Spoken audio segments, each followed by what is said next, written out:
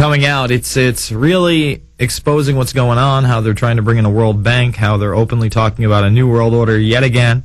You know, people like Kissinger, people like Time Magazine. But it doesn't exist, so we don't have anything to worry about. It's really just fairy tales and unicorns and leprechauns and, you know, make-believe. And they bring up the new global elite. That is a crazy Newsweek cover, man. Right in the center of Moloch. Good old Obama. And I should have asked Tex Mars about that when we had Tex on. All right, let's jump to our next caller. Let's go to Mark in Ohio. Mark, what's on your mind? Hey. Yes, thank you. With the congressmen and senators, they don't seem to be working for the Constitution very well to protecting it. Do you think any of them could be working for the New World Order? Are we talking about congressmen and congresswomen? Oh, of course. Yes. I mean, the majority of those guys, whether they know it or not, are in the pocket of the globalists. I mean, once you're in the pocket of the lobbyists, which most of them are, you're in the pocket of these people. Let's talk about one guy right now, Barney Frank, right? He's a big spokesperson for these bailouts and this TARP money and, you know, all that stuff. You know who I'm referring to, Barney Frank? Yes. All right. Barney Frank used to be a Republican, okay? And back in the day, Barney Frank was caught running an underage male brothel out of his D.C. home with his prostitute boyfriend, okay?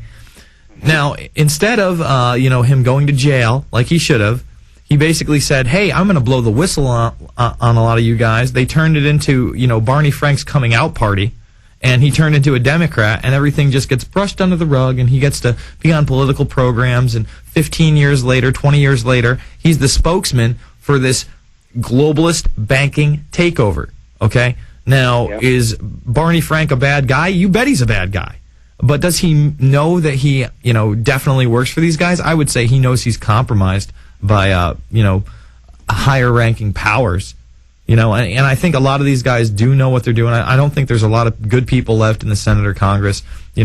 I tend to give Kucinich the benefit of the doubt. I really like Dennis. I wish he would do more. I obviously like Ron Paul. People like Cynthia McKinney, who are no longer in there, I respect. But it takes a lot for me to even consider you as, somebody who is for the people's best interests and for the Constitution and Bill of Rights. Yeah, there it is right there. There's the Time article. We're throwing it up on prisonplanet.com. If you want to see it, it's a skeleton in Barney's closet. And they spin it.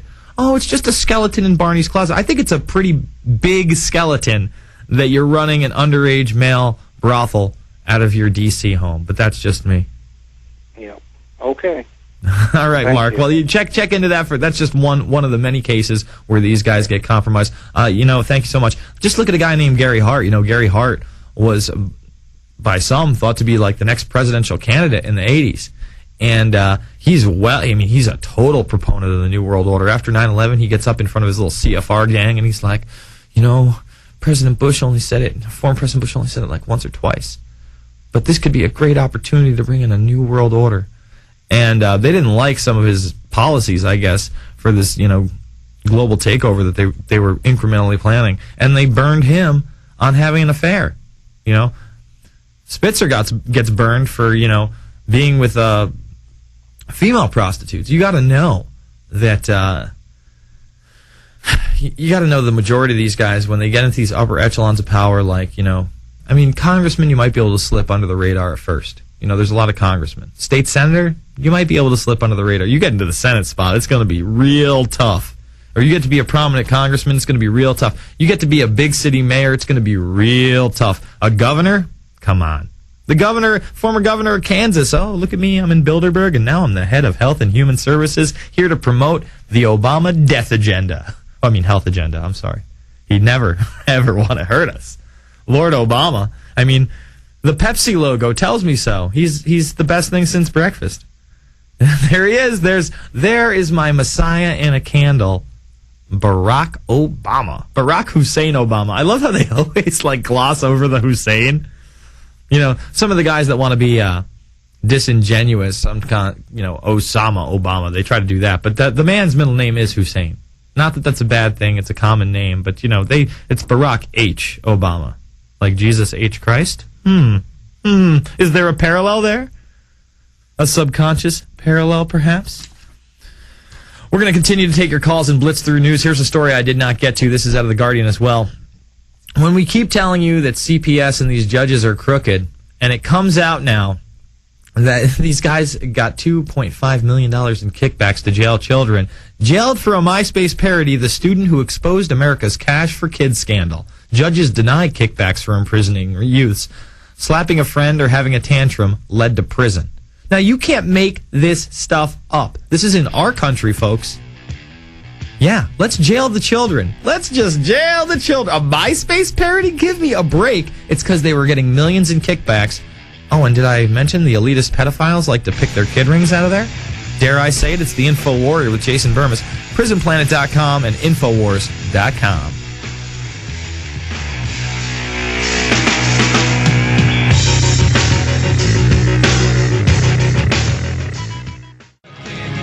Transu was 14 when she carried out her prank.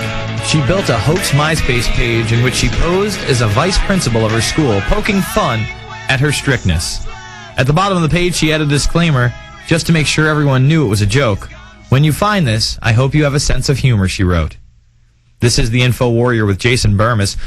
Humor is not in abundance, it seems, in Luzerne County, northern Pennsylvania. In January 2000, Transu was charged with harassment. She was called before a juvenile court in Wilkes Barre, an old coal town for about 20 miles from her home. Less than a minute into the hearing, the gavel came down. Yes, less than a minute into the hearing, a 14-year-old girl who made a fake MySpace page, adjudicated delinquent, the judge proclaimed, and sentenced her to 3 months in a juvenile detention center. 3 months for a MySpace page. Oh, you want kickbacks? Good, we got $2.6 million in kickbacks for you. Let's jail the children. Does it get any more ridiculous? You know, Alex covered the story. I'm glad it's starting to get some mainstream press. It needs to be all over the place. I mean, this is just unbelievable, folks. Would you like I went to school where you could literally get your teeth knocked out, and it was like, tough luck, kid. Come back tomorrow. The other kid would be there 2 days later after a suspension, and he'd be fighting you again. That was life, you were children. It's okay. You get another set of teeth, really. It builds character. But no, you make a fake MySpace page, don't physically hurt anybody, 3 months. And kickbacks for me. All right, let's keep going to your calls. The call-in line is 866-582-9933. Going to calls all 3 hours. It's just a open blitz of phone calls taking all your subject matter. Let's go to Nate in Michigan. Nate, what's on your mind? Yeah, hi, Jason. I'm loving your show and loving the hard work you're doing. And also thank you. The Tool music you're playing in the background, something I don't get to hear much with Alex. Yeah, Alex has a little bit more of he's a little bit more country. I'm a little bit more rock and roll. for the big cliche, but there's nothing wrong with what Alex does. I like the Johnny Cash and the Willie Nelson. That's all good, but it's time for a little bit of Tool and Metallica too. I think Oh, absolutely. And I got two quick things. The singer for Tool, Jimmy Maynard, he's had a lyrical message over the years that's often focused on the awakening of our minds. Mm-hmm. The band he was in, A Perfect Circle, even mentions the New World Order. And song called Pet.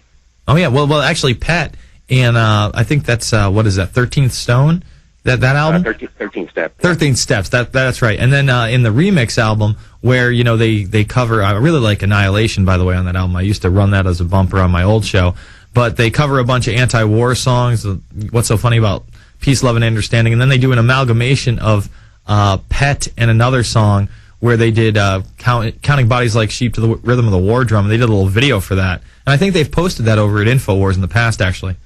Really? Okay. Well, Yeah. It's actually an animated video, and it's got King George Bush. In fact, pull it up, guys. Pull it up. Perfect Circle, and we can play that video later in the show because that is a really great video, and it's all about Go Back to Sleep. If you've heard the songs, you'll know right away that this is a remix of two other things. Go ahead, man. Yeah, I know music can be a great alchemy for the minds and souls of us, and I hope the time will come when Maynard can turn some lead minds to gold on the InfoWarrior. So, I hope so too. I know you don't actively try to contact celebrities, and Maynard's kind of media shy, so I won't hold my fingers. But you're probably more likely to get Glenn Beck on the show now.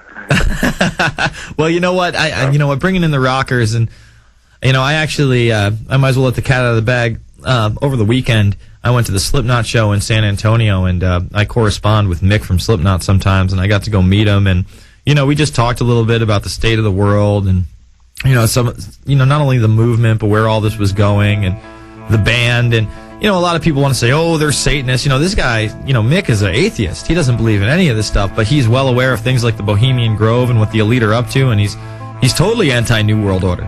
So, we need to reach a lot of people, and, rock stars can do that in a way that, Jason Bermas can't. I thank you for the call, Nate. This is the InfoWarrior with Jason Bermas. 866-582-9933. We'll be back after this. PrisonPlanet.tv and Infowars.com.